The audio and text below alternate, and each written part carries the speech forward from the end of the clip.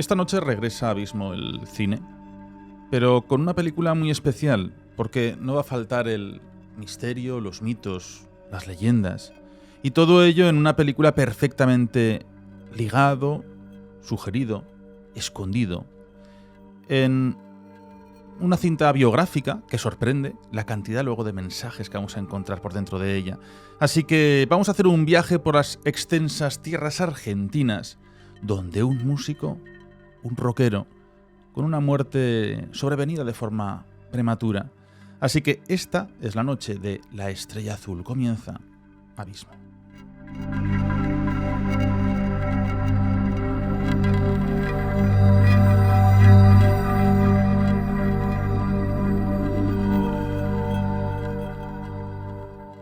Bueno, pues una noche con un programa para mí muy especial porque sobre todo voy a volver a encontrarme por medio del streaming, de las ondas, del podcast, con un amigo que hace muchísimos años que no veo, donde con él coincidí en algo tan maravilloso que seguro que casi todos recordaréis.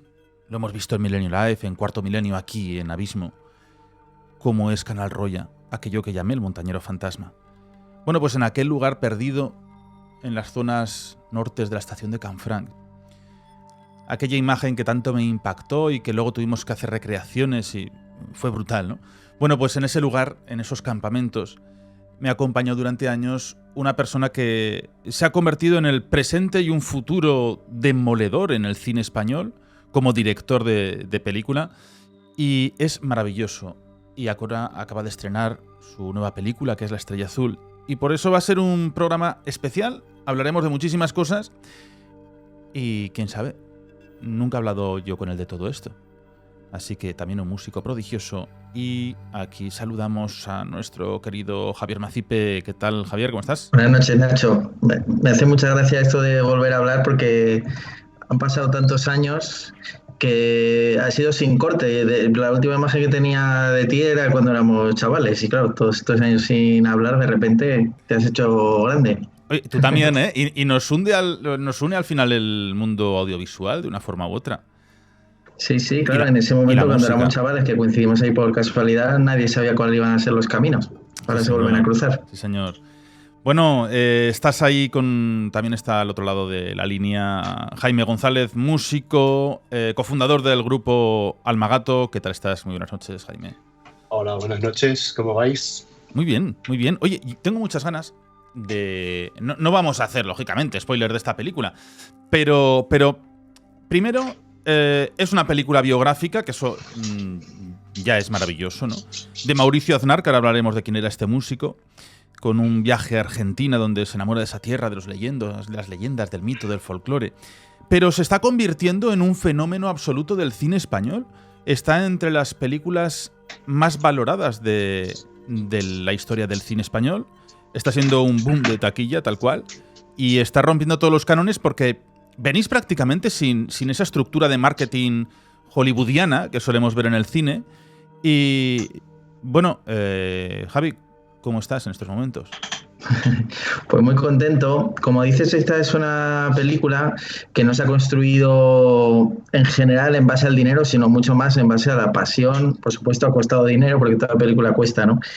Pero en esta parte del marketing ha sido especialmente llamativo cómo a base del boca a boca, de cómo la película ha ido gustando en las primeras proyecciones, también un poco con el recorrido que venía en festivales, pues está creciendo la bola de nieve y sobre todo, además de cuantitativamente, cualitativamente, recibo cada día decenas de mensajes de gente a los que la película les ha marcado porque han descubierto un mundo que no conocían, porque han descubierto a Mauricio o porque han descubierto todo el mundo que se representa en la película, de ese folclore argentino, o porque les ha dado ganas de vivir, de reconectar con una vocación, y está siendo, la verdad, que muy emocionante y superando la mejor expectativa que podíamos tener. Qué maravilla. Mira, el otro día estábamos hablando aquí de cine argentino con Demián Rugna, con esa película de Cuando la maldad acecha, que está revolucionando los cines como una de las mejores películas de terror de los últimos años.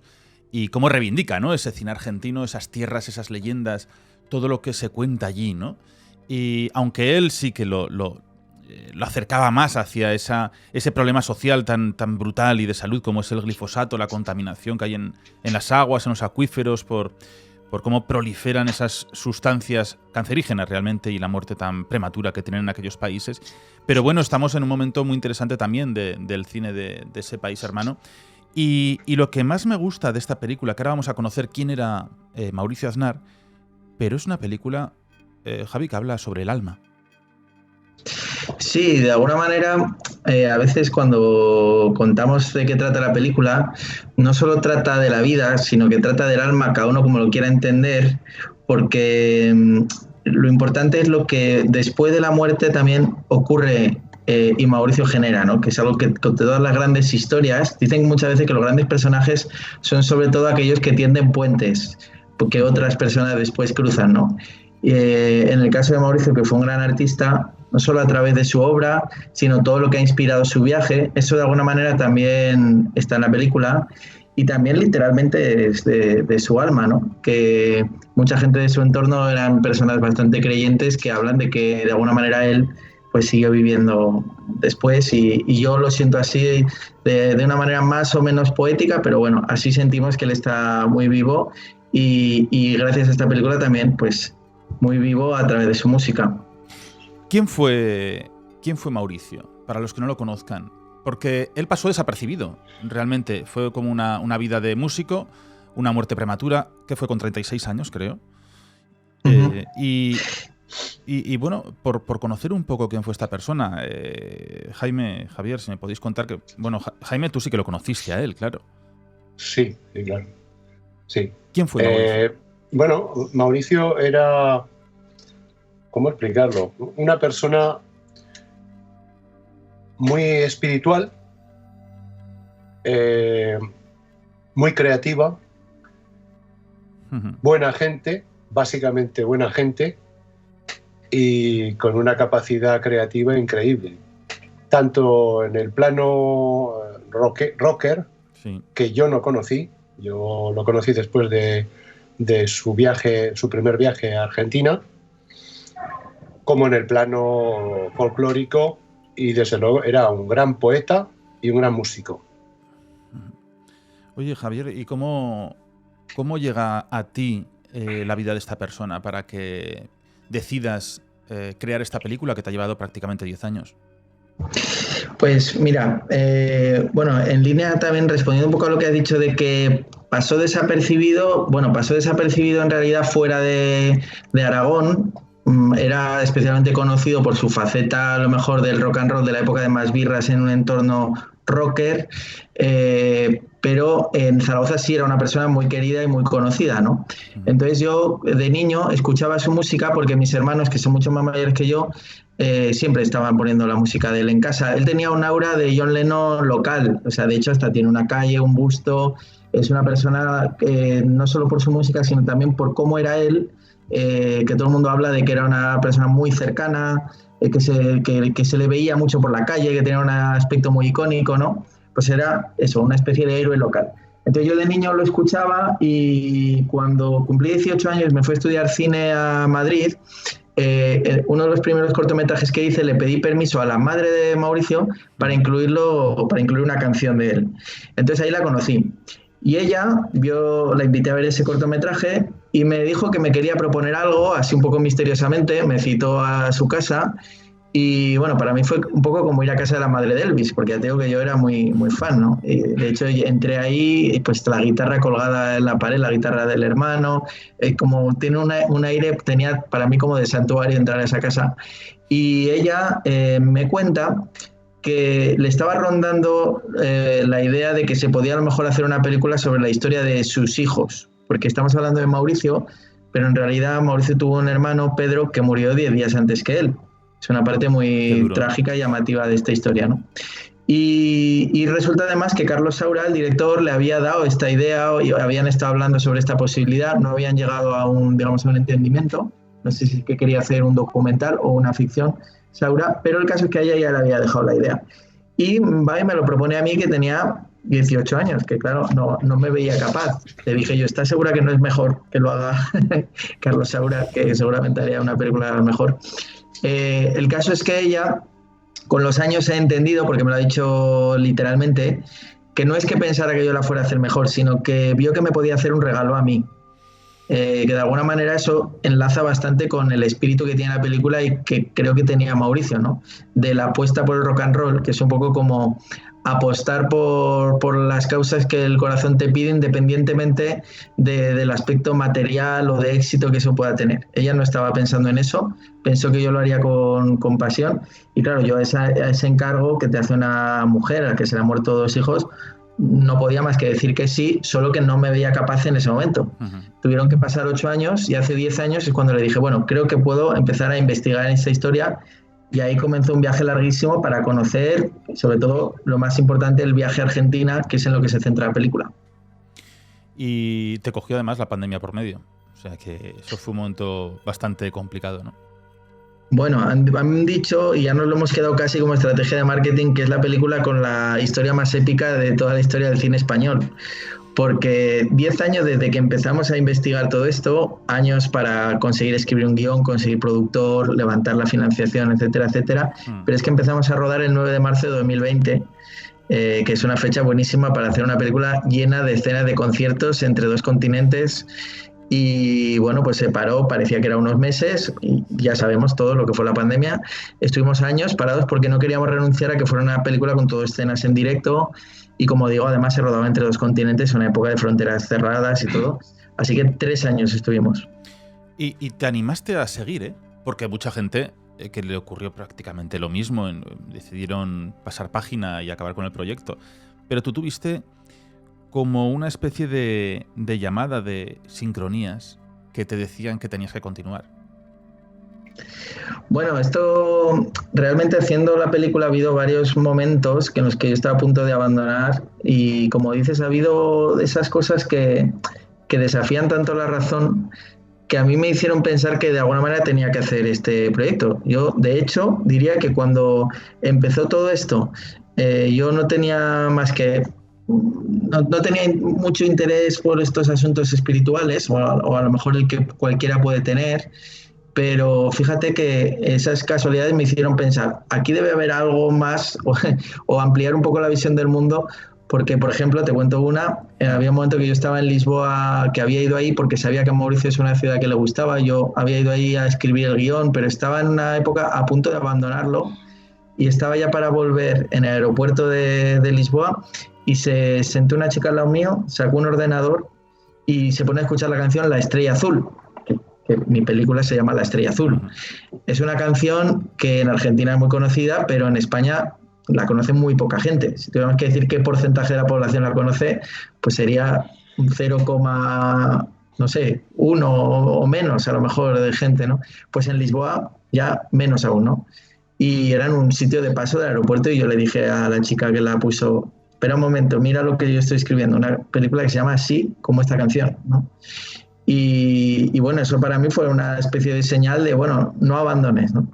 Y luego ha habido varias que, si quieres, a lo largo de este rato te puedo contar alguna más. ¿Y esta chica la puso al azar? ¿O solía escuchar la música? Porque hay veces que le preguntas a alguien y dice, ¿por qué has puesto esto? Y dice, no lo sé, algo me ha pedido que lo ponga.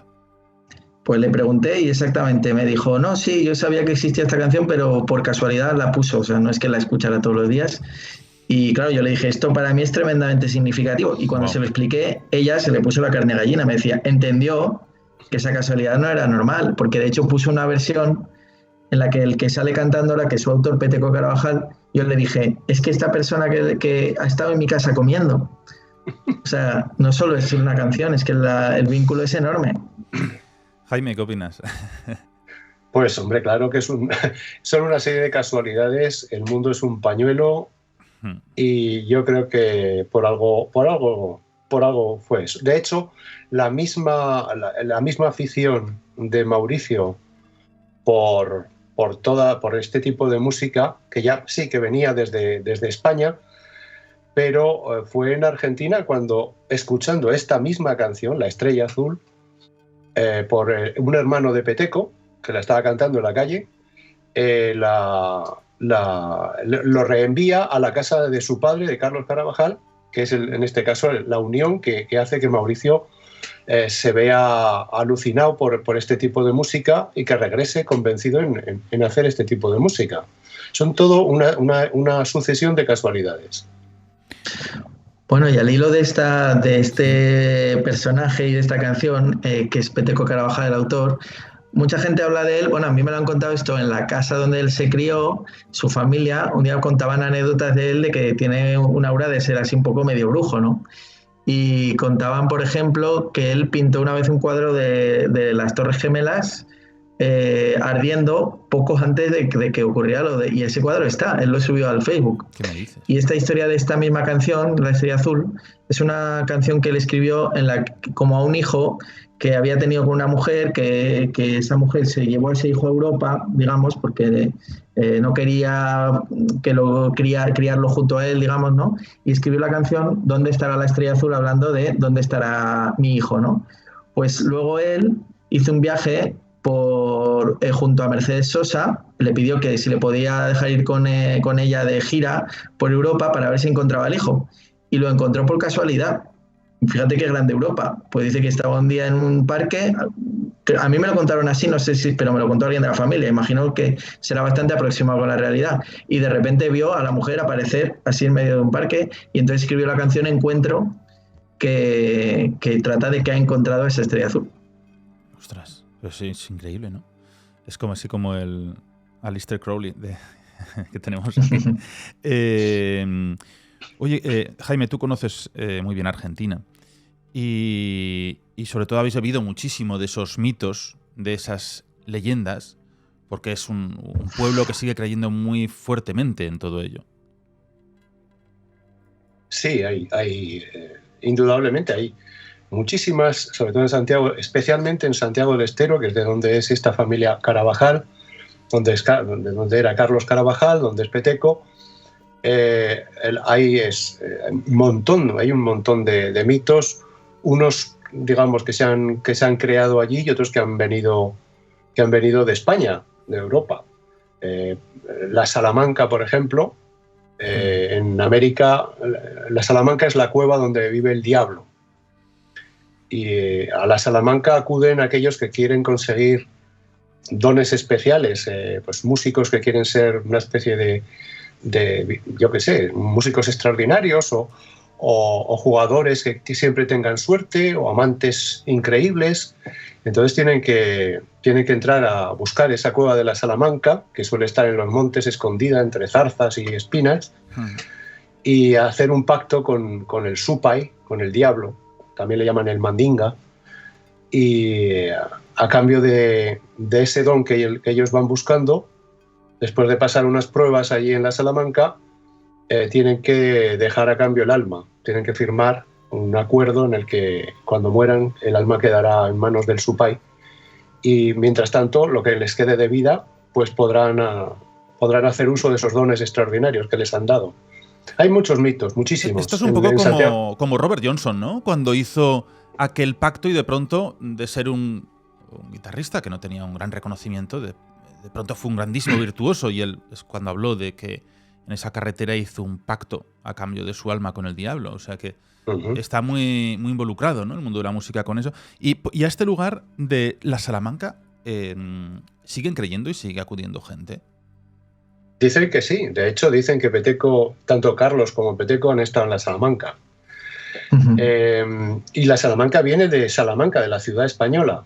Porque, bueno, allí se hacían en la Universidad de Salamanca se hacían ciertas prácticas o ciertas enseñanzas que la Iglesia no veía bien y que se consideraban prohibidas, herejes.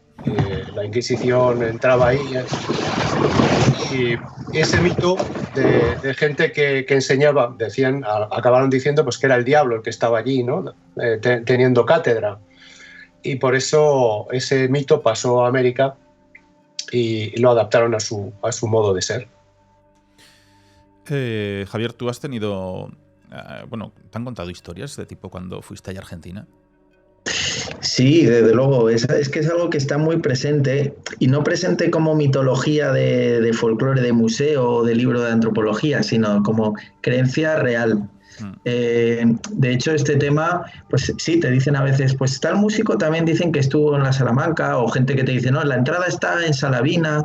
O sea, y te lo dicen de verdad, ¿no? Y también gente que no le hace ninguna gracia nombrar ese tema alegremente, porque claro, también o sea, estás hablando del diablo, y también mucha gente es creyente, que es algo que también es mucho más llamativo, que en la gente de mi generación en España es como que el cristianismo en muchos casos está un poco más en la generación de los padres, pero la gente de mi generación no es tan creyente, y ahí en Argentina te encuentras a gente que por aspecto no te parecería que vayan a ser creyentes, y sí lo son. Sí, por lo tanto, todo esto es algo que se toma mucho más en serio que como una conversación banal. Y luego, aparte de lo que son los mitos oficiales, este de la Salamanca, o otros que podemos hablar bonitos, como el de la Telesita, que es una historia muy bonita, están las cuestiones mágicas, ¿no? Que están por todas partes, tanto cuestiones tipo mal de ojo y así, que las hay, como, por ejemplo, una cosa que a mí me llamó mucho la atención. Yo conocí a una mujer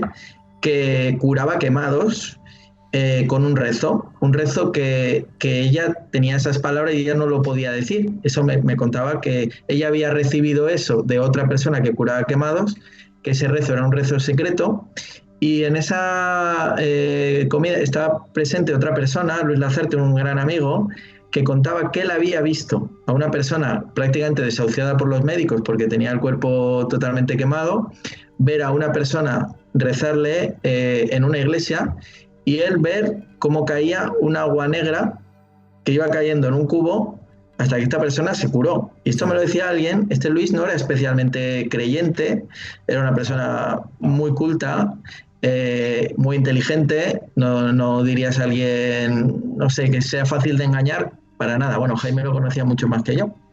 Sí. Casi estoy por decir, porque era un guitarrista increíble, y yo casi estoy por decir que había estado en la Salamanca también. Claro, y por ejemplo eso, pues claro, cuando te lo cuentan, tú llegas con tu mentalidad occidental y dices, pero a ver, ¿cómo es eso que rezar a un quemado y le cae un agua negra? Y él me contaba eso, y a mí se me quedó grabado, y esa mujer que lo contaba también. Bueno, Jaime con este Luis vivió una historia también curiosa por la carretera, ¿no? Sí.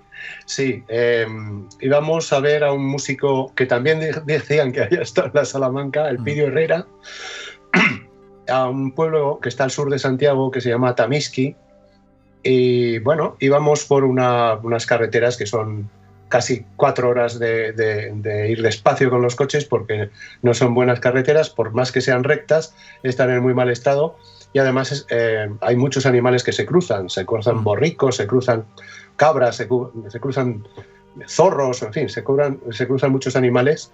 Está campo adentro, en lugares recónditos, y de camino ya íbamos hablando con el que llevaba el auto, con el que conducía, e íbamos hablando de apariciones, de espantos, que les llaman, y cosas así, cuando yo vi carretera adelante, en el horizonte se veía una figura central, iba por el centro de la carretera, algo vertical porque estaba desde lejos, y yo que iba pendiente mucho de no atropellar a ningún bicho y cosas así. A mí soy muy amante de los animales y me preocupaba mucho eso. Vi que aquella figura que se iba acercando según el coche avanzaba, no era un animal, era alguien humano, por lo menos en principio. Una figura vertical, delgada, y que según íbamos acercándonos a él, vi que era un hombre que iba como un zombie. De hecho, hice una recreación, un dibujo de este personaje, no sé si se verá, que cuando íbamos por allí, bueno, no sé si se ve bien, pasó a nuestro lado sin mirar, mirando al frente, con los ojos en blanco, no se le veían las pupilas. Pasamos rozándolo. Íbamos con Luis Lazarte, con este amigo, el que conducía, otro amigo mío del grupo, Alberto Moreno, y yo. Y cuando lo pasamos, nos volvimos claro, una vez rebasado, porque habíamos estado a punto de atropellarlo. Sí. Y cuando nos volvimos, no había nadie.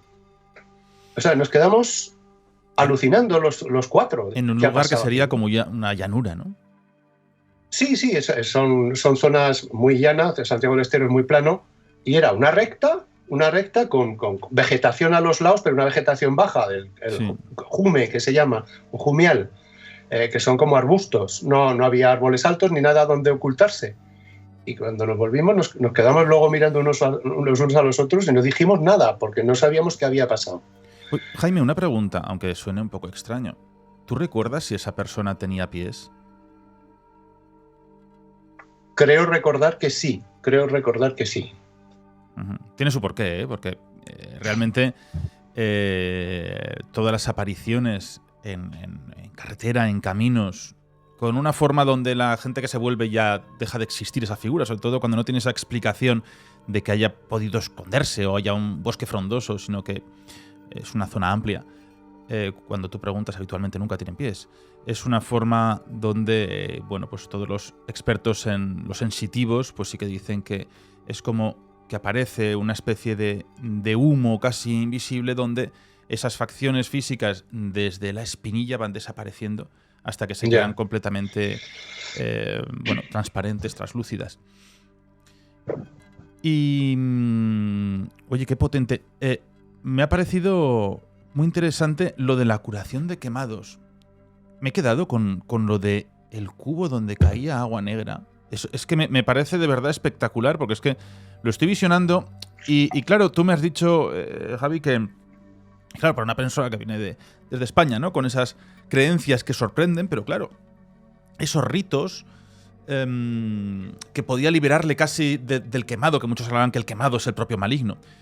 Aquí en España se ha hecho hasta los años 65, ¿no? Después de la gran reforma de la Iglesia, cuando en localidades, aquí en Aragón, ¿no? En Jaca, en Calatorao, en Yebra de Basa, en La Balma, clásico, donde iban esos endemoniados, donde acudían para ser liberados del maligno unos días muy concretos del año, habitualmente la noche de San Juan. Y los dejaban a todos dentro con las familias agolpadas en el interior de las iglesias, cerraban completamente con llave y en La Balma aparecían las caspolinas, que eran aquellas vecinas de Caspe, esas ancianas que iban con ese pañuelo ataviado a la cabeza y empezaban a decirles que salga por las manos, que salga por los pies, que salga por las manos, que salga por los pies, una especie de rezos, de mantra pagano completamente dentro de ese mundo de la iglesia, porque esto que me estás comentando tiene toda la pinta de ser un rito pagano dentro de la propia iglesia. Y es interesantísimo cómo en tan poco tiempo se han perdido esta serie de historias y tuvieron una potencia tremenda, ¿no? Con el poder que tenía esa iglesia, el poder de las reliquias y todo lo que ocurría en estos lugares. Y yo he conocido gente que lo ha vivido, que lo ha visto y que me aseguran que eran momentos brutales de la gente entrar en cólera, entrar en histeria absoluta. Y tú me decías, ¿no? El otro día me decías, claro, dice, es que en este lugar, en esta cueva, o en estos actos también hacían las fiestas dionísicas, ¿no? Desenfrenadas. O sea, que realmente tiene mucha relación todo ello. Sí, realmente, como decía Jaime, muchas de estas cosas, y como señalas tú, que quizá han venido de España, que aquí, digamos que yo creo que es una cuestión como que la ciencia y la medicina ha hecho que rápidamente entre en conflicto toda creencia y mitología con eso y que sea muy olvidado, ¿no? Rápidamente. Y ahí en Argentina la sensación es que aunque haya hospitales donde se curan los quemados y tal, convive todavía mucho más, de una manera más fluida y más mezclada con todas estas cuestiones. De hecho, es mucho más común que alguien, los remedios, ¿no? Caseros, sí. Las plantas, Los yuyos, que son las hierbas, ¿no? Todo eso, cuando ahí te pones enfermo, normalmente el primer remedio que te va a dar alguien va a ser el tradicional. No te va a decir la pastilla. No te va a decir el paracetamol. El casero. Sí. Claro, sí. Primero van al remedio casero o al rezo. De iguana, esas cosas. Exactamente. Sí. Eso es la reminiscencia que queda del chamanismo, que ha desaparecido en muchísimas zonas y allí sí que sigue presente, bueno, en muchísimas zonas de Hispanoamérica sigue más que presente, pero en Argentina poco a poco va desapareciendo. Sí, quedan, los Mano Santa, los curanderos, sí. Hay gente que incluso, pues eso, como antes decía Javi, curan con la palabra, no hace falta ni que esté presente el afectado, ¿no? Hacen algún tipo de ejaculatoria, con esto ya está, ya se va a curar. Pero vamos, sigue habiendo muchos ritos y muchas cosas. ¿Tú has visto alguno? Es bonito que incluso en el folclore, cuando Jaime ha nombrado lo de grasa de iguana, hay una canción, por ejemplo, ¿no? Una chacarera que dice grasita de iguana macho, ¿no?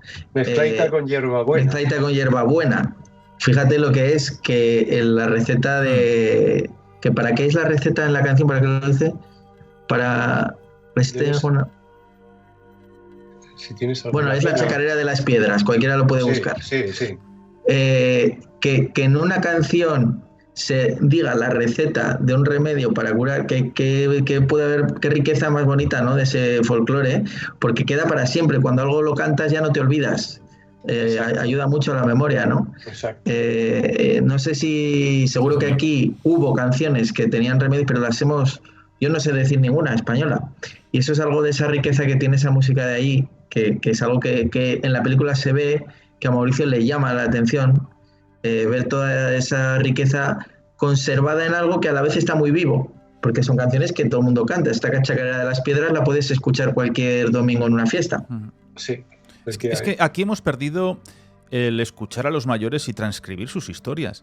Queda muy poca gente que haga todavía aquello de ir a las localidades tan complejas de encontrar, ¿no? Esas de muy poquitos vecinos que tienen unas historias que son oro puro, que son maravillosas, que es ese folclore colectivo, ese paso de boca a boca, y que estamos ante la última generación que las va a contar, de verdad. Y yo muchas veces sí que lo digo, que es ese patrimonio inmaterial que tienen los países, que son sus leyendas, sus historias, sus mitos. Hay localidades, y aquí lo sabéis, ¿no? Que la gente no acude por la riqueza que tiene el castillo, el edificio, sino acuden por la leyenda que tiene ese lugar y todos los sucesos que ahí han ocurrido, tanto han creído en ellos.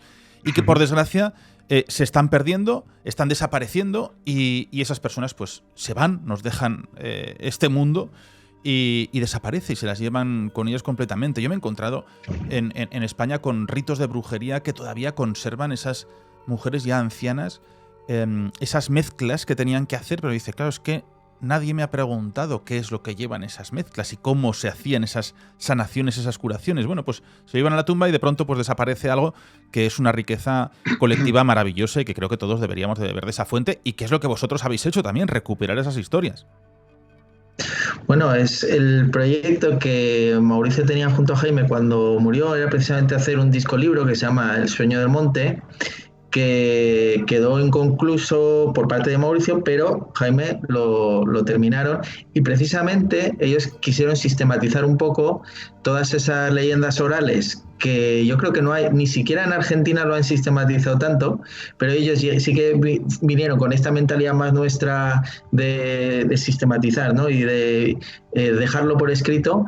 Hicieron un recopilatorio de todos estos mitos y leyendas que allí en Argentina, cuando lo ven, dicen, esto tiene un valor, y lo han hecho unos españoles, fíjate, ¿no? Se llama El Sueño del Monte, y bueno, Jaime puede contar un poco mejor de ese proyecto. Sí, Jaime, cuéntanos. Sí, bueno, tengo aquí un ejemplar. Es este disco libro que se llama El Sueño del Monte y que reúne en tres facetas. O sea, está la descripción gráfica, un dibujo del mito, de la leyenda, está una canción que se refiere a esta leyenda y está el texto que la explica. Entonces, hay un montón de... Realmente aquí solamente están los mitos y leyendas que se refieren al noroeste argentino. No estamos hablando de lo que venga del sur o de la zona del litoral, que tiene otro tanto de... Nosotros nos especializábamos en este tipo de música, y es en este tipo de música en el que hemos hecho este trabajo. Pero vamos, hay una barbaridad. Pues aparte de la Salamanca que hemos hablado y de la Telesita que mencionaba Javi, la Telesita en realidad, más que un mito, es una historia real. La Telesita existió. Era una chica que se llamaba Telésfora Castillo. Fue esto a finales del siglo XVIII, y que era una chica ligeramente retrasada que se había quedado huérfana, que era indigente, y era una apasionada del baile, concretamente además de la chacarera, que es uno de los ritmos más típicos y uno de los bailes más típicos de Santiago del Estero y en general de toda la Argentina, pero especialmente de Santiago del Estero. Entonces, en cualquier fiesta, en cualquier reunión en la que había baile y en la que había música, aparecía ella, no se sabía cómo se enteraba, aparecía y se ponía a bailar. Y le daba igual bailar sola, pero la chacarera es un baile de pareja. Pero a ella, con tal de poder bailar, allí se presentaba y entonces la gente ya la conocía, sabían que era buena, que no era peligrosa y que le daban de comer, le daban de beber. Y una noche, en una ocasión, esta chica bailando cayó en un fogón que estaban haciendo, un asado, y ardió, se quemó, murió quemada. Y entonces, pues bueno, a partir de entonces, como era muy conocida, la gente empezó a tenerla como una santa, como una niña que concedía favores, que daba, alguien había perdido una res o alguien tenía una criatura enferma, entonces le pedía a la Teresita que la cuidase o que encontrase esa res. Y cuando esa petición era cumplida, se instituyó una manera de agradecerle a la Teresita en un rito, en un rezabaile, que es una costumbre también en la que se reza, es una cosa mixta, es rezo y baile y comida. Y entonces ese rezabaile se les llama telesiadas, que siguen hasta el día de hoy todavía, se hacen telesiadas. Y en este rito, el promesante, que es quien ha prometido hacer esta telesiada en honor a la Teresita, le devuelve el favor de la manera que a ella más le gustaba, que era en el baile, con baile. Se organiza una reunión y entonces el que ha sido beneficiado y su pareja tienen que bailar 7 chacareras seguidas, solamente interrumpidas por un trago de un licor, de un aguardiente. Y hay allí unas hogueras, se ha hecho unas hogueras, se ha puesto un muñeco que representa a la Teresita, puede ser un muñeco de trapo, puede ser un pan con la forma de la Teresita, y cuando se ha acabado este rito, entonces se quema el muñeco y ya se tiene ya por cumplida la promesa que se le ha hecho a la Teresita. Qué interesante, es todo lo que lleva a música y danza. En Italia, ¿no? Tenemos, yo creo que es un clásico también, la tarantela. Aquello que hacían con las picaduras de las tarántulas y al fin y al cabo era como un trance, pero ese trance venía por toda esa picadura y se ha convertido en un baile regional clásico, ¿no? Sí. Y oye, Jaime, ¿tú has visto algo, has presenciado algo que te haya marcado como decir esto es imposible? Hombre, aparte de la cuestión del hombre aquel que camino de Atamisqui se nos cruzó en el camino, sí que es verdad, y además Mauricio me contó que en alguna ocasión, estando él en la casa de Carlos Carabajal, estando solo en el patio, todos los perros en casa de Carlos suele haber siempre 1, 2 o más perros.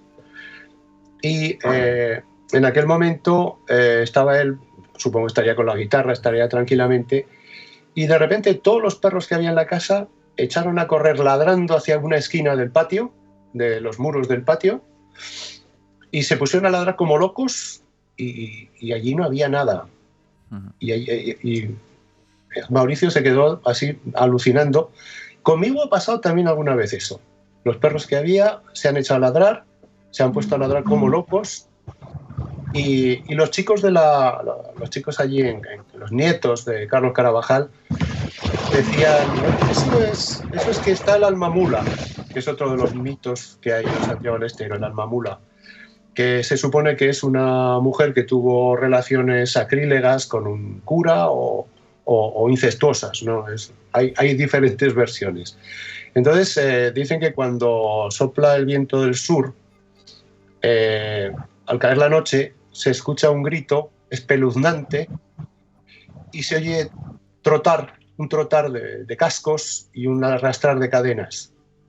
Y se supone que los que la han visto, dicen que la han visto, que es el alma mula, que es una figura de una mula pequeña que va arrastrando cadenas y que tira fuego por por los hollares y por la boca y por los ojos.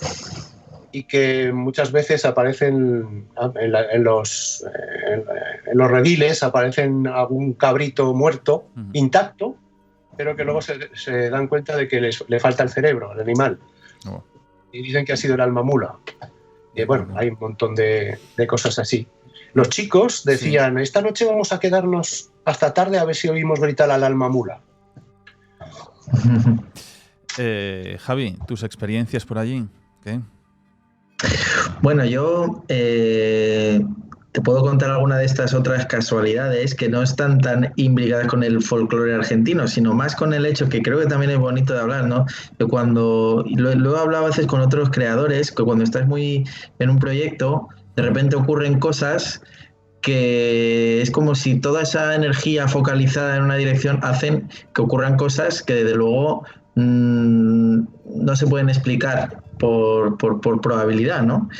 Pero sí que también me han contado alguna otra anécdota, vivencia allí. Por ejemplo, hay una persona muy interesante que es el Indio Froilán, que aparece en la película, y que es un artesano que fabrica bombos, los bombos más famosos de Argentina, y bueno, son famosos en el mundo entero. Es una gran persona que tiene un lugar donde se hacen fiesta todos los domingos, ¿no? Es un sitio con también mucha, no sé cómo decir, mucha importancia espiritual, además de la folclórica, ¿no?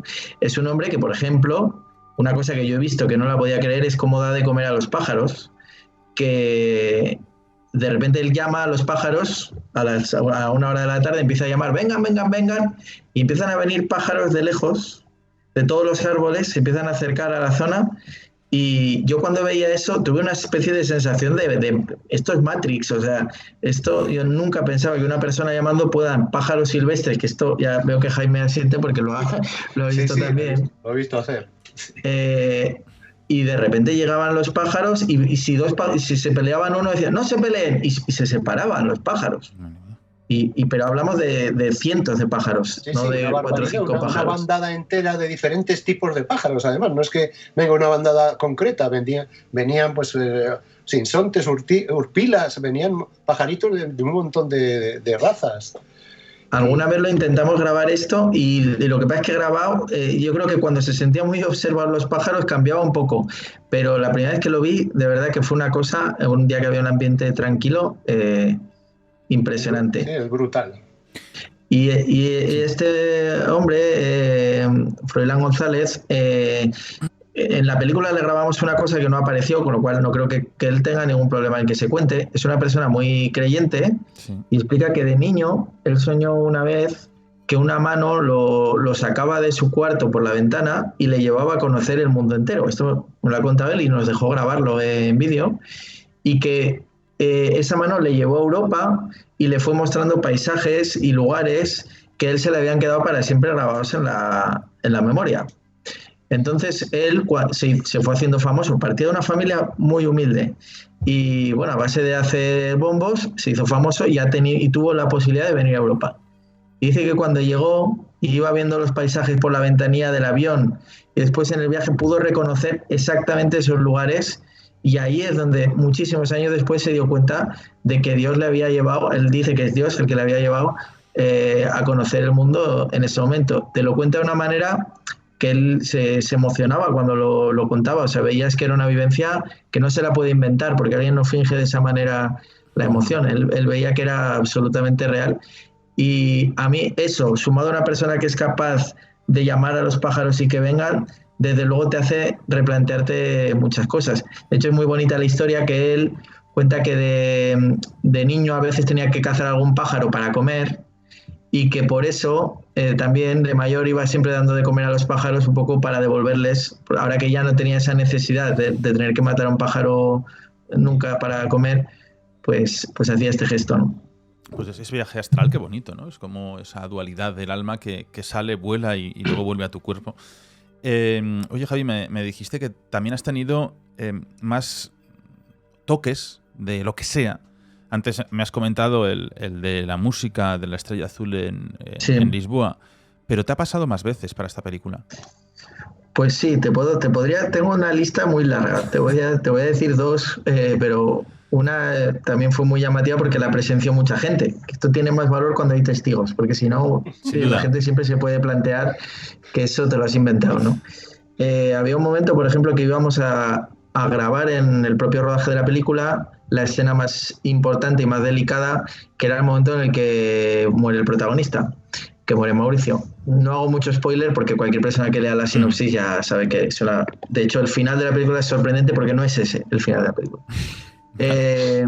Entonces nos fuimos a comer, hicimos la pausa de la comida y había un ambiente, o intentábamos generar un ambiente de respeto, de no estar todo de bromas o de cachondeo, porque íbamos a recrear esa escena que al estar basada en una historia real pues tiene un doble, no sé, como una... es muy importante, ¿no?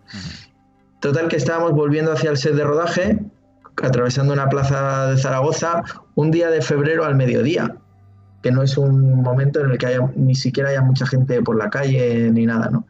Y de repente una persona se pone a cantar en la calle, una persona que estaba tocando en la calle la guitarra con un altavoz, estas personas que ganan dinero tocando en la calle, se pone a tocar Apuesta por Rock and Roll, que es una canción de Mauricio. Claro, la gente empezó a ver como revuelo. Yo iba un poco detrás del grupo primero de técnicos y de gente del equipo que cruzaba. Su primera reacción de algunos fue pensar que quizá yo había acordado con esta persona que cantaba que cantara esa canción en concreto en ese momento para, no sé, para crear este ambiente. Pero claro, yo sabía que no. Entonces yo me acerqué era una chica y le dije, ¿por qué has tocado esta canción? Y dice, bueno, no sé, la toco algunas veces y tal, pero fíjate el momento. Es decir, vamos a grabar la escena de la muerte de la persona que ha compuesto esa canción y esa chica al mediodía se pone a tocar esa canción en ese preciso momento. Mira que habría minutos del día que si lo hubiera tocado un minuto después no nos habríamos cruzado con ella, o un minuto antes. O sea, estabais paseando y que nunca vosotros. Más la volvimos a ver en ese sitio, porque si dijeras, la tocaba todos los días, la tocó en ese momento y nunca más la volvimos a ver, ni nunca antes la habíamos oído a esa chica. Y eso todo el mundo... Y de hecho en esa plaza yo jamás he visto a nadie cantando. Exacto, no es uno de los sitios típicos fue? donde hay grupos, no es como si dijeras... Está en el Paseo de Independencia o los sitios así, ¿no? No, en esa plaza no. ¿Dónde fue? Exactamente. En la Plaza de los Sitios fue. Ah, en la Plaza de los Sitios. No suele haber ahí gente, la verdad, tocando. Es uno de los sitios más silenciosos, salvo por los niños. Sí. Así que ahí nos quedamos todos los del equipo con la sensación de, hostia, aquí algo ha pasado, esto es muy extraño, ¿no? Y otra cosa bonita que pasó también a mí me parece muy llamativa. Hubo un momento cuando yo estaba escribiendo el guión de la película que todo era todavía deseos, sueños, pero no había nada concreto. Y la película está casi toda narrada por la voz de Atahualpa Yupanqui, que aquí en España se conoce en su faceta de músico, ahí en Argentina es una gran personalidad de la cultura argentina, ¿no? Y claro, yo pensaba, ¿con qué derecho he cogido textos de él para narrar la película? Tendría que pedirle permiso a alguien, pero pensé, voy primero a pedirle permiso de manera espiritual, ¿no? Entonces fui a Argentina y fui a su casa museo donde está su tumba, que está enterrado junto a un amigo ahí en Cerro Colorado. Y me puse así enfrente a la tumba y dije en voz alta que le quería pedir permiso para utilizar su voz en la película y que si le parecía esto bien, pues que de alguna manera me facilitara los trámites en el mundo material para conseguir, porque claro, a mí me parecía que igual era difícil conseguir los derechos hablando con herederos, tiene varios hijos, bueno, que podía ser complicado, ¿no?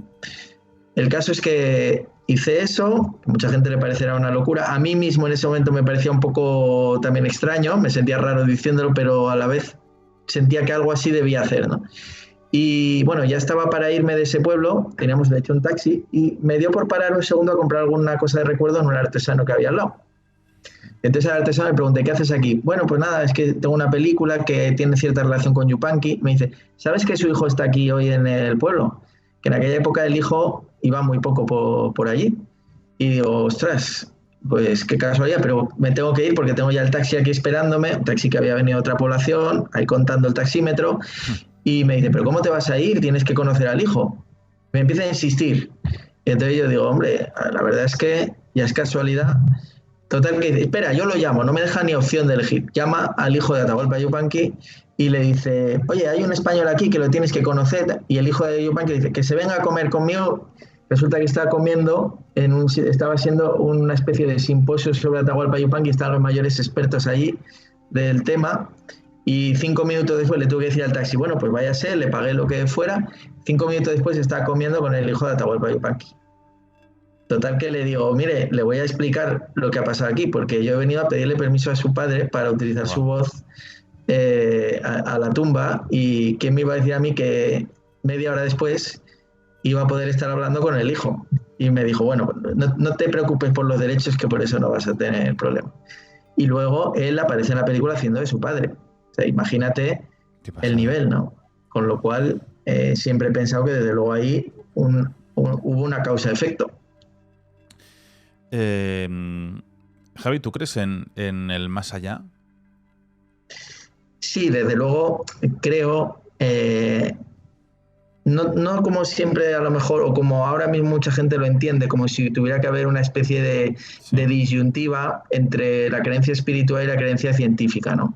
Yo creo que siempre, en todos los momentos de la historia, ha habido un momento en que lo que era magia después ha pasado a ser ciencia, y que hay muchas capas del mundo que no conocemos, que no son las puramente materiales, que desde que Einstein habló de que todo era energía, ya hay muchas cosas que entendemos que las cosas se transforman, y lo que creo es que desde luego cuando hay algún tipo de vida que pervive a la vida física, y que cada uno lo ve de una manera, pero hay muchos caminos que incitan a creer en que eso de alguna manera ocurre, y a mí estas casualidades me hacen pensar que la conciencia y la materia están mucho más imbricadas de lo que parece, que no, la conciencia no es solo un subproducto del cerebro, sino que a lo mejor la materia es una especie de densidad, igual que el agua existe en estado líquido y existe en estado sólido, pues que puede existir la conciencia, y luego lo físico que vemos a lo mejor es más un producto de la conciencia que al revés.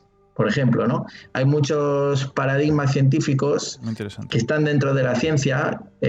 Por ejemplo, a mí es que me encanta leer sobre esos temas. Pues Erwin Laszlo habla del paradigma acásico, y todo eso yo intento buscar una especie de punto de encuentro entre una visión científica en la que yo me he creado, que tengo hermanos médicos, mi padre era ingeniero, pero también no puedo negar que he visto estas cosas, y que gente muy inteligente que yo conozco, por ejemplo Mauricio, era muy espiritual y él mismo contaba muchas cosas que había vivido, y entonces yo intento buscar el punto de unión, y creo que la ciencia va acercándose a una visión del mundo que se parece mucho más a un mundo compuesto por conciencia y vibración, más que a una gran máquina como era Newton, y que iremos hacia un punto en el que todas estas cosas se entenderán y no serán parte de la magia. Oye, qué bonita y qué interesante la reflexión que has hecho sobre ello. De verdad, ¿eh? ¿Y tú, Jaime? Pues hasta cierto punto estoy un poco en el mismo plan, en la misma creencia de... Es una cuestión de energías, es una cuestión de proyección de energías. Es decir, tu cuerpo cuando mueres se descompone, y eso crea energías. Crea, por un lado, sustancias, obviamente, que se deshacen o que se transforman, y no deja de ser un tipo de energía que se puede proyectar en cualquier sentido. No creo que haya de la misma manera que se supone que fuera del espacio no hay nada, porque el espacio lo abarca todo. Un poco pasa lo mismo con las energías, que se escapen de una manera de tu cuerpo, de tu espíritu, de tu cerebro, o de tu voz, o de tu deseo, o de tu recuerdo, yo qué sé. Pero todo eso sin conciencia. Va a algún lado. No sé si me explico. No, sí. Mira, Javi, tú cuando... Vamos a regresar al inicio del programa, ahora que estamos ya en esa recta final. ¿Tú has sentido alguna vez algo, tú que tienes una sensibilidad especial, yo estoy convencido, en aquel lugar donde nos conocimos, como era Canal Roya? Yo la verdad que en ese momento de mi vida no, si te tengo que ser sincero porque podría decirte sí, pero la verdad es que yo estaba en la adolescencia y pendiente más de a ver a que si esa chica que me gustaba me hacía caso. O Pues tienes que sea volver, que tengo muchas ganas de que me cuentes tú. Mira, no, es una historia. Eso es un natural, ¿eh? Es una historia.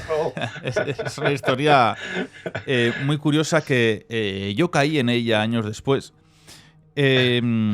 Jolín, pues estábamos con Pablo Ruiz, ¿no? Con Jacobo, no sé si tú habías llegado ya, pues montando el campamento para los críos, ¿no? Sobre todo para los más pequeñajos. Cuando se montaban, pues es que era un campamento, yo cuando se lo cuento a la gente, tú lo puedes decir, era un campamento enorme. Yo creo que de los más grandes que había en Aragón. O sea, no sé cuánta gente estábamos ahí, más de 100. O sea, era un sitio elegido, no estaba elegido al azar por las personas que eligieron aquel enclave, ¿no? Y una de esas noches, prácticamente solo, claro, ¿te acuerdas donde tú pasabas tantas horas tocando? ¿Cómo era ese círculo? Donde casi a la lumbre del fuego, bueno, pues como en todos los campamentos, pues con la música se va cantando, entreteniéndose cuando se aproximan esas horas nocturnas. Bueno, pues yo salí de la tienda para ir al baño, que estaba arriba a la izquierda, que te acordarás, y me encontré, bueno, primero en la tienda, diferentes ruidos que había, como golpes, ¿no? Que esto le ha pasado a muchísima gente allí, no solamente en estos campamentos, sino a montañeros que han ido a ese punto. Y bueno, resumiendo, cuando salgo, me encuentro en ese fuego, en ese círculo, de espaldas, un hombre sentado con un abrigo antiguo, de estos así tipo de Michelin, de montaña. Y yo me voy acercando, miro atrás y al final no había nadie más, estaba esa persona. Y cuando estoy a unos pocos metros se gira completamente y me mira de frente. Y me acuerdo de ese rostro barbado, con los ojos un tanto ancianos. Y claro, yo me pego un susto, me doy media vuelta y cuando me giro ya ha desaparecido esa persona. Entonces yo me fui a la zona de los baños, a la izquierda, pero en vez de ir al baño, pues decidí hacerlo en el camino, que sabes que luego había un pequeñito meandro hacia abajo, que ya acababa esa senda, ¿no? Y ya empezaba de forma más agreste. Y en ese momento empiezo a escuchar a la derecha un ruido, como algo que empieza a correr por la maleza. Ahí está lleno de bog muy alto y con esos pinos. Además hay un acantilado que ya va hacia el río Aragón, y de pronto hay algo que ¡boom!, salta por delante de mí y desaparece, y salta una persona por delante de mí. Y eso luego cuando lo conté, fui a hacer Milenio Live, hice un programa allí, y escribió un montón de gente, de verdad, un montón, te estoy diciendo más de 20, posiblemente igual 30 personas, diciendo que les había ocurrido lo mismo en diferentes zonas de Canal Roya, que habían visto a la misma persona. Incluso en los campamentos me escribieron alumnos que habían estado en años anteriores y me contaban lo mismo. E incluso uno me dijo que uno de los niños, esto no lo he contado, se encontró la tienda completamente rasgada por la mañana, destrozada. Otros montañeros me dijeron que cuando volvieron la tienda estaba devastada por completo. Los militares me empezaron a hablar, los de alta montaña, los de operaciones especiales, de algo que ellos llamaban el zorro blanco, que era como una especie de hombre que veían cuando hacían esas caminatas eternas. Y al final nos dimos cuenta de que Canal Roya hacia el Pico Anayet es de las zonas de mayor mortalidad de toda España en montaña. Y a la vez coincide que unos compañeros de televisión en esa misma carretera vieron a un peregrino que les hacía como frenar cada vez que... Lo han visto varias veces, ¿no?, en ese lugar. Y en ese mismo camino luego me encontré a unos señores que me estaban... Pues este es de Cuarto Milenio, no sé qué, pues hablando tal y cual. Me dijeron, bueno, pues es que hay una montaña y un valle antes, pasado Canfrán, antes de Candanchú, hacia la derecha, que vas a un pico. Dice, y nos encontramos a un montañero cuando empezó a llover, una persona mayor, con barba. Y claro, le dijimos, pero resguárdese. Y cuando nos dimos media vuelta ya no estaba. Y no había vuelto y volví en directo con una nevada que me llegaba la nieve por la cintura. En según qué puntos, el resto íbamos ahí con la nieve hasta arriba. Y volví en directo a hacer un programa de noche a la 1 de la madrugada y me planté allí. Y fue una experiencia y un lugar donde luego hablé con los diferentes jesuitas que estuvieron allí y se echaban a reír. Me decían, es que eso no era al azar. Me dicen, si te dabas cuenta, había unas piedras quitadas enormes. Dice, porque donde se instaló el fuego, se instaló esa zona, era un antiguo dolmen que nosotros desmontamos para crear ese lugar. Mira, Así que no sé si conocías esa historia. no lo sabía, pero manda narices que desmontaran un dolmen que llevaba ahí miles de años para hacer un fuego de campamento. Y lo dejaron a un lateral el dolmen. Así Sí, que, sí, pero bueno, claro, hay que dejarlos. al final el Pirineo, bueno, pues está, ya sabéis que está lleno de historias, de leyendas, de sucesos. Y es lo único que a mí me ha pasado de donde yo puedo decir que he visto algo. ¿Que tenga explicación? Bueno, pues posiblemente sí, sea una persona. Luego pensé, digo, pues hay mucha gente de operaciones especiales que se iban solos, que te lo encontraste en ese búnker que había ahí muy cercano. Pero no. Cuando luego empiezas a que a la gente le pasó lo mismo y tantas personas han tenido esas experiencias en ese punto, bueno, pues me pareció un antes y un después y no quise volver hasta ese programa. Así que yo te aconsejo que le eches otro ojo, que vuelvas con tu otra mente, que es la actual. Pues nada, volveremos. Bueno, me ha parecido un programa muy interesante. Me parece interesantísimo recuperar esas leyendas, esas historias, ese patrimonio inmaterial que todos tenemos. Y, oye, el libro que nos has comentado, Jaime, Sí. ¿ese lo podemos encontrar? De momento lo tenéis algunos ejemplares en la librería París. Y como tengo aquí todos los que nos sí, escuchan perdón. son de fuera de Zaragoza, ¿hay alguna forma por internet? Pues supongo que si nos escribís a la página nuestra del Almagato, os podríamos enviar, yo qué sé. Yo tengo intención de repartirlo también en algún momento. Quizá si acudís el día 23, el día del libro, a las casetas de las diferentes editoriales, es posible que yo estaré también firmando un libro que hice sobre Mauricio Aznar y sobre mi grupo, sobre el Almagato, y probablemente lleve también ejemplares del Sueño del Monte, que es un trabajo que se propuso en Santiago del Estero como libro de texto para la gente de instituto. Al final no salió, pero bueno, estaba propuesto por la... Entonces, la página del Almagato es www.losalmagato.com. Losalmagato.com, lo pondremos aquí en cartelita. ¿Y algún email de contacto tenéis? Bueno, podéis escribirme si queréis al mío, que es jaime@amancay con K y terminado en Y.org. Pues, si queréis, pues podéis solicitar. Pues para las historias y para recuperar esas leyendas de Argentina que a mí me encantan, yo es el primero que te lo pida, porque de ahí podemos sacar muchísimas historias para seguir contando.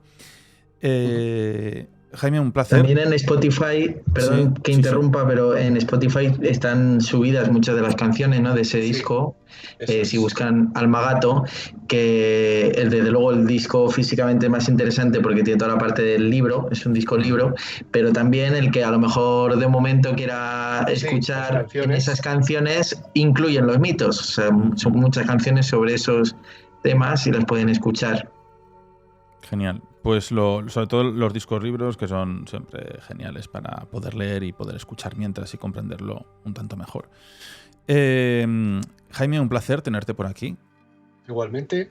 Muchas gracias, estar cerca, así que cuando quieras, mira, estamos para contar historias y leyendas cuando te apetezca. Será un placer. Así que muchísimas gracias y te mando un abrazo enorme.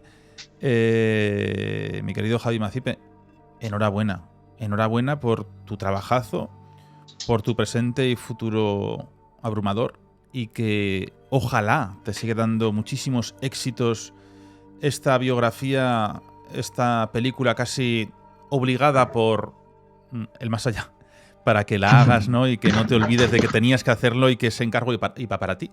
Así que La Estrella Azul está en los cines de toda España, está arrasando por completo y se está convirtiendo en una de las películas que más están dando que hablar de la historia del cine español. Que parece, se dice muy rápido, pero telita, con lo que vas a cargar con ello a las espaldas. Bueno, muchísimas gracias y démosle las gracias también a la Telesita, porque no sabes la cantidad de veces que hemos rezado con todos los obstáculos que hemos tenido, y a la Virgen del Pilar, precisamente para que esta película pudiera existir, y al final ha existido, así que seguro que ha habido una parte o gran parte que les tenemos que agradecer a ellas. Yo me apunto, las telesiadas, esa danza que me habéis dicho, y que es casi como esa especie de trance y que sin duda ayuda a mucha gente. Javi, un abrazo enorme y nos vemos pronto, ¿vale? Muchas gracias. Enhorabuena, cuidaros. Un abrazo. Un abrazo. Y bueno, pues nosotros ya nos despedimos, ya nos marchamos con este programa íntegro de formato streaming y con conexión hacia otros lugares. Así que ya sabéis, La Estrella Azul en los cines. Sin duda, luego seguro que está en alguna plataforma porque se lo va a merecer por esa forma de arrasar tan tremenda que tienen. Y bueno, pues el cine que tanto hay que apoyarlo, sobre todo el cine nuestro. Así que próxima semana más y os espero aquí, en Abismo. Un abrazo.